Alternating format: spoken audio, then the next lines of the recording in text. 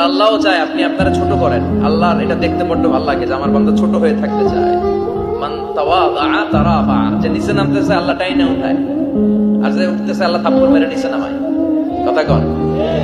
মুসা আলাইহিস সালাম, সহিহ বুখারীর বর্ণনা, বনি ইসরাইলের লোকদের মাঝে ওয়াজ করতেছিলেন, এরকম নসিহত করছিলেন।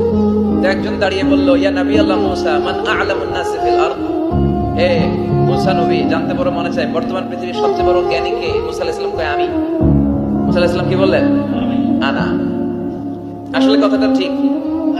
আল্লাহ যখন যে নবীকে পৃথিবীতে পাঠায় তখন তাকে সবচেয়ে বেশি জ্ঞান দিয়ে পাঠায়, সেই হিসেবে ঠিকই উনি সবচেয়ে জ্ঞানী। কিন্তু উনি এইভাবে নিজেকে সবচেয়ে বড় জ্ঞানী বলে দিবে, এটা আল্লাহর পছন্দ হয় না।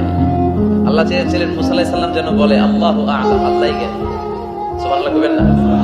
কিন্তু তা না করে উনি কি করলেন?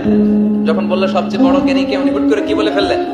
আনা, আমি। আল্লাহ এটা পছন্দ করেনি। আল্লাহ ডেকে বললেন, মুসা, ইউ আর অ্যাবসলিউটলি রং, তুমি ভুল করেছো, তুমি সবচেয়ে জ্ঞানী নও, তোমার চেয়ে বড় জ্ঞানী আছে।